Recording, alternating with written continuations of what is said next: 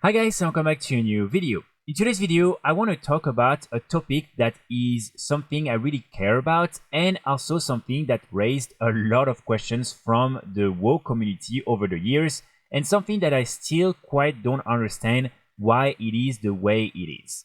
So in today's video, I want to talk about the different mount collecting or collection achievements and also the different rewards that you get through these different achievements, and why we are not getting any new ones, and especially why Blizzard is not putting a little bit more effort into what is, in my opinion, one of the key endgame activity of most players in today's version of World of Warcraft. So for those of you who are not really familiar with these different achievements, basically these are the following ones right here that you can find in your collection category mounts. And the way you get these different achievements done is by getting a certain amount of mounts in your collection, and these mounts needs to be usable by a single character. So here, this is something that, again, for many years have really been a motivation for a lot of players, because these mounts are usually recolored versions of pretty cool mounts in the game, but with really cool and unique colors. So for instance, here you have this green Fell Talon mount that is obviously a recolored version of Enzu and also the mount from Alice Razor. But as this is a mount with such a unique color and that is still so cool to this day, people really want to get them, and so that's why they put more effort in collecting all the different mounts. The last one that we got is this Flying Otuk mount, and even though it's just an Otuk mount, this is pretty cool because it has the Night Fae appearance on it. And so again, these mounts have really been things that players have been actively farming, and something that actually provides an incentive for players to collect more mounts and to just play the game. Especially, I think most players would agree that in today's version of World of Warcraft, collecting mounts is probably one of the key endgames of many players. And the way Blizzard is handling this situation with these different collection achievements is pretty bad, because even, for instance, myself, who has right now almost 900 mounts, I don't really have the passion that I used to have, because I'm not really pursuing any goals or objectives, because the last mounts that we got was 500 mount achievement back in Shadowlands, and since then we haven't had any new ones. So I think it's definitely a bad decision on Blizzard's part, because if they added, for instance, some of these different achievements up to 1000, 1200, something like that, it would really motivate players to farm actively even more mounts and to work towards this greater achievement, which is this final achievement and the final reward that you would get with it. Here, just as a quick reminder, these are all the different mounts that we've had so far through these different mount collecting achievements. So first, for 50 mounts, we had the Albino Drake. Then for 100, we had the blue and red Dragonhawk mounts. Then we had the Jade Panaran Kite for 150. Then 200, we had the armored Dragonhawk mounts. Then 250 was the Fellfire Hawk, really cool as well. Then 300 was the Heavenly Azure Cloud Serpent. Then 350 was the Frost Shard Inferno. 400 was the Frenzied Fell Talon. 500 was the Otherworldly Otuk, and that's the last one that we had, and again it was added back in Shadowlands, or at the end of Shadowlands. And as you can see, another important thing that is very important to note is the fact that these mounts don't really require a lot of work for Blizzard, because these are only recolored mounts. It's never new mounts. The only ones that were maybe a little bit new were the Dragon Oaks, but you add a version from the TCG card game, so it wasn't even brand new.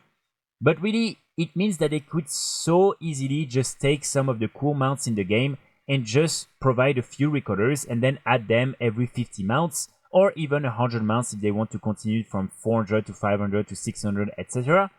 But I just feel like this is something that would not require too much resources, too much time or efforts on Blizzard's part, but it would create a really big incentive for players to play more and to try and collect even more mounts. And this is something that is especially important now that we have so many of these mounts into the game, and that Blizzard is continuing to add more events to collect even more of them.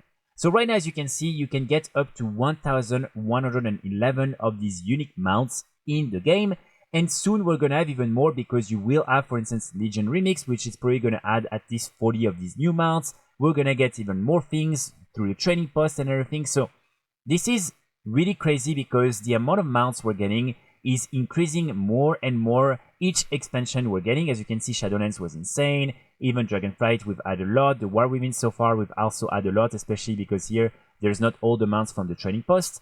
But next to that, we are not getting any new of these different collecting achievements. So for me, it doesn't make sense. You want players to obviously farm all these different mounts, but you're not offering any real incentives for them to farm all these mounts.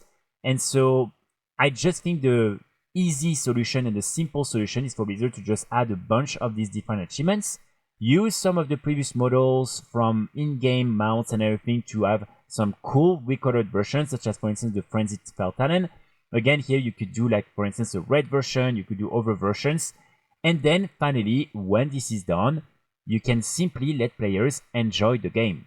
So I'm really hoping that with the release of Midnight, Blizzard is finally going to release a few of these new achievements and a few of these new mounts, and especially some that are a little bit challenging for players who already have a lot of mounts, because right now, if they just add, for instance, a 550 and a 601, it's still not going to present a big challenge compared to the 500 mounts when it was 3 expansions ago and when probably like 200 mounts have been added in between.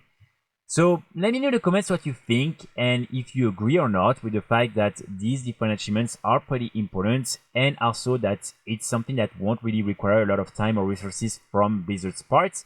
And I think it's also important to remind ourselves that Blizzard know that these different type of mount achievement rewards are important, because for instance, one thing they started to do since last year is adding these different expansion achievements. So as you can see, we have the one for BFA, the one for Shadowlands, and the one for Dragonflight.